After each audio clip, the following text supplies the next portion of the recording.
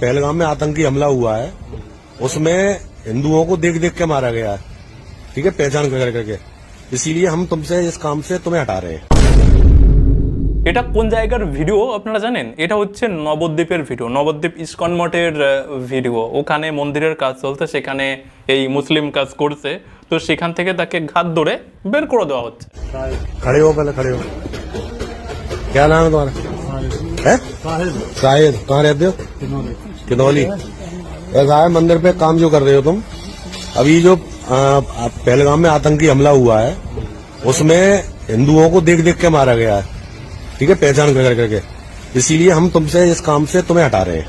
এই ভিডিওটা যখন আমি 2-3 দিন আগে দেখলাম না, তখন আমি বিশ্বাসই করতে পারছিলাম না যে এইরকম লোকেদেরকে দিয়ে আমাদের নবদ্বীপের মতো ইসকন মন্দিরে কাজ করানো হচ্ছে। আরে এই সমস্ত লোকেদেরকে দিয়ে কাজ করালে না ওরা 15-20 বছর পরে এসে বলবে যে এটা তো মুসলিমদের ছিল, এটা তো এই ইসকন মন্দির, এটা কোনো হিন্দুদের নয়, এটা মুসলিমদের, এটা মুসলিমরা তৈরি করেছিল, হিন্দুরা দখল করে নিয়েছে। না মানে নিজের কাছে না একটা লজ্জা ফিল হচ্ছে, জানেন, যে এত ভালো একটা পবিত্র জায়গার মন্দিরের কাজে কাদেরকে ব্যবহার করা হচ্ছে?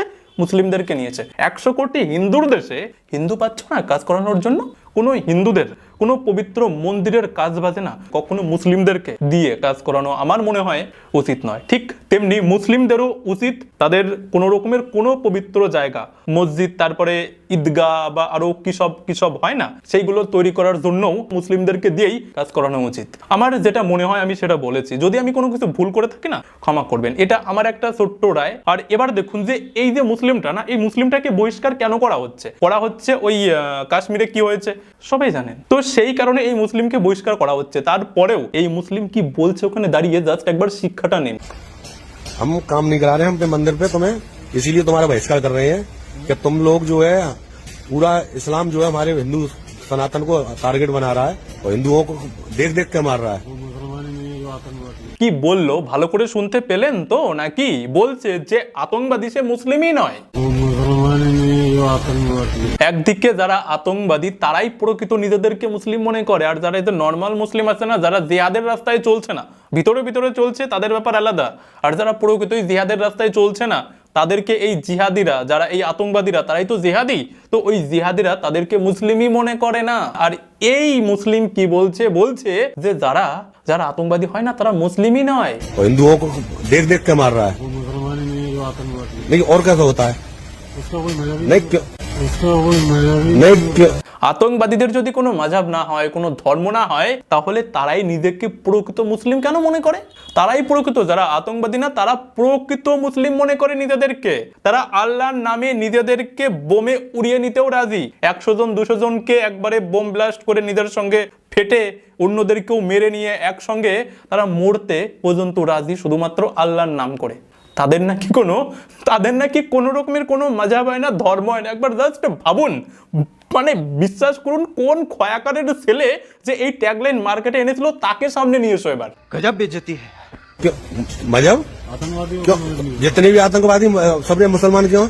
मुसलमान कोई जरूरी नहीं है मुसलमानी आतंकवादी। बिल्कुल। और को बताओ कि कौन सा किसी ने हिंदू ने आतंकवाद किया हो? हमको तो कुछ चीजें जो है दिखाई आती हैं, ना कि हम वहाँ पे जाके देखते हैं क्या हो रहा है क्या नहीं हो रहा है। अब जो हमें दिखाया जाता है उसी को मान लेते हैं। বলছে যে জরুরি নয় মুসলিমরাই আতঙ্কবাদী হয়, হিন্দুরাও হয়। যখন উনি জিজ্ঞাসা করছে কোথায় হিন্দুরা আতঙ্কবাদ করেছে, কোথায় কি করেছে, হিন্দুরা একটা দেখাও, উনি বলছে যে আমরা তো গিয়ে দেখি না, যেখানে এই সমস্ত ঘটনা ঘটছে আমরা তো গিয়ে দেখি না, আমাদেরকে যেটা দেখানো হয় সেটাই আমরা মেনে নেই। ইনাদের মানসিকতাটা বুঝতে পারছেন? और कैसा होता है? नहीं क्यों मजहब?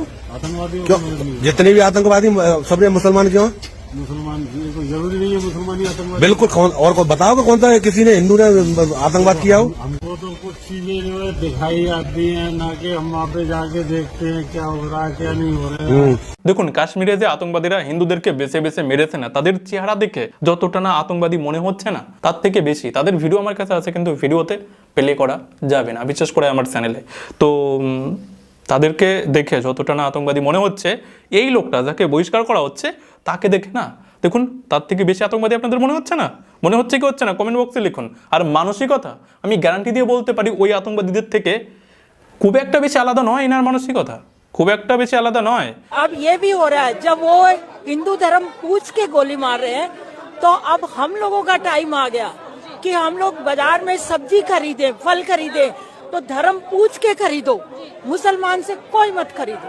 দেখুন এই রকমের বহিষ্কার অবাঙালি হিন্দুরা করতে পারলেও না, এই বাংলার হিন্দুরা, বাঙালি হিন্দুরা কোনোদিনই করতে পারবে না, কারণ তাদের অকাত নেই। দেখুন দেখুন দেখুন আমি না বাংলার বাইরে বিভিন্ন স্টেটে ঘুরে দেখেছি, ওখানকার হিন্দুদের সঙ্গেও ঘুরেছি। আমি একটা জিনিস তো বুঝতে পেরেছি যে আমাদের হিন্দু, বাঙালি হিন্দুদের মধ্যে আর ওই হিন্দুদের মধ্যে না অনেক পার্থক্য রয়েছে। ধর্ম নিয়ে যখন ব্যাপারটা চলে আসে না, যখন ধর্মের উপরে আঘাত হয় না, তখন যারা গতকালকে যারা একে অপরের সঙ্গে লড়াই করেছে না, তারা দুজনে এক হয়ে এসে সেই ধর্ম রক্ষার্থে তারা সামনে এসে দাঁড়িয়ে পড়ে। কিন্তু আমাদের এই বাংলায় নয়, আমাদের এই বাংলায় সামান্য পলিটিক্স নিয়ে, সামান্য রাজনৈতিক দলের কারণে হিন্দুরা ভাগাভাগি হয়ে যায়। জয় শ্রীরাম বললে সে বিজেপি, হর হর মহাদেব বললে সে উগ্রবাদী হিন্দু, দুর্গাপুজো মণ্ডপে ঢুকে মুসলিমরা হুমকি দিয়ে গেলেও সেটা নিয়ে প্রতিবাদ করলেই তুমি বিজেপি। কেউ যদি এসে আমাদের মন্দির ভেঙে দিয়ে চলে যায়, সেটা নিয়ে যদি তুমি রাস্তায় প্রতিবাদ করতে নামো, তাহলে তুমি হয়ে যাবে বিজেপি। এই হচ্ছে আমাদের বাংলার অবস্থা। মানে আমি নিজের ধর্ম রক্ষার জন্য আমি প্রতিবাদ করছি, তারপরেও আমি হয়ে যাচ্ছি বিজেপি। শালা মানে এখন কথা বললেই তুমি এমন কোনো কথা যদি মমতা ব্যানার্জির বিরুদ্ধে যায় না, তুমি শালা বিজেপি। जब वो हिंदू धर्म पूछ के गोली मार रहे हैं तो अब हम लोगों का टाइम आ गया कि हम लोग बाजार में सब्जी खरीदे, फल खरीदे तो धर्म पूछ के खरीदो। দেখুন এই আন্টিজির এই কথাগুলো শোনার পর অনেক মুসলিমদের ভীষণ খারাপ লাগবে, একদম জ্বলে যাবে। আর তার সঙ্গে বিশেষ করে আমাদের সেকুলার হিন্দুদের তো আরো বেশি করে জ্বলে যাবে, হয়তো এত সময় তারা বরফ লাগাচ্ছে। তো যাদের জ্বলছে না, তাদের কাছে আমার কিছু প্রশ্ন আছে, তবে তার আগে কয়েকটা ভিডিও দেখাবো। ভিডিও দেখানোর পর আমি আপনাদের থেকে একটা প্রশ্নের উত্তর চাইবো, সেই উত্তরটা সমস্ত জ্বলা যাদের জ্বলে যাচ্ছে না, হিন্দু হোক মুসলিম হোক, তাদেরকে দিতে হবে। মুসলমান হয়ে হিন্দুর হোটেলে খাওয়া লেনদেন করা যাবে কি? যাবে। মুসলমানের হোটেলে হওয়া ভালো, মুসলমানের হোটেলে হওয়া ভালো। এটা তো দেখলেন আপনারা প্রথম ভিডিও, এবার দ্বিতীয়টা দেখুন। হিন্দুর দোকানের মিষ্টি কিনে খাওয়া না জায়েজ নয়, যদি সন্দেহ থাকে না খাওয়া উত্তম। দ্বিতীয়টা তো দেখলেন, এবার তৃতীয়টা দেখুন। বাজার থেকে হিন্দুদের দোকান থেকে মিষ্টান্ন বা মিষ্টি কিনে খাওয়া যাবে কিনা? যাবে। তবে হ্যাঁ, মুসলমানদের দোকান থাকলে আশেপাশে সেটাকে অগ্রাধিকার দেওয়াই হবে উচিত। না জানি এরকমের কত হাজার হাজার হুজুরের, বাংলাদেশের মৌলবী হুজুরদের ভিডিও আপনারা সোশ্যাল মিডিয়াতে পেয়ে যাবেন।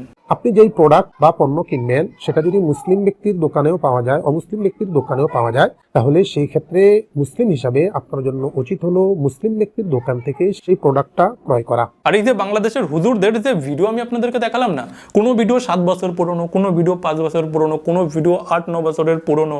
মানে দেখুন কত আগে থেকে তারা হিন্দুদেরকে এরকম ভাবে বয়কট করার জন্য তাদের লোকেদেরকে শিক্ষা দিয়ে আসছে।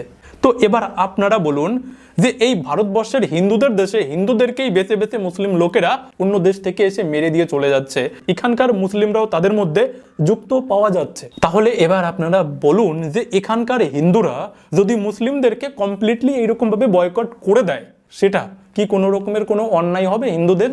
এই প্রশ্নটা আমি সমস্ত সেকুলার হিন্দুদের কাছেও করছি এবং মুসলিম যারা রয়েছেন, যাদের খুব কষ্ট লেগেছে ওই আন্টির কথাগুলো শুনে, তাদের কাছেও করছি। আপনারা আপনাদের বিবেক থেকে আপনাদের প্রশ্নের উত্তর কমেন্ট বক্সে লিখে জানান। আর গত ভিডিওটা না এক মহান সেকুলারকে নিয়ে বানিয়েছিলাম, যিনি ভীষণ বড় সেকুলারগিরি দেখাচ্ছিল নিউজ চ্যানেলে বসে, পাশে দিলাম, যদি সময় থাকে দেখে নেবেন। তো সবাই ভালো থাকবেন।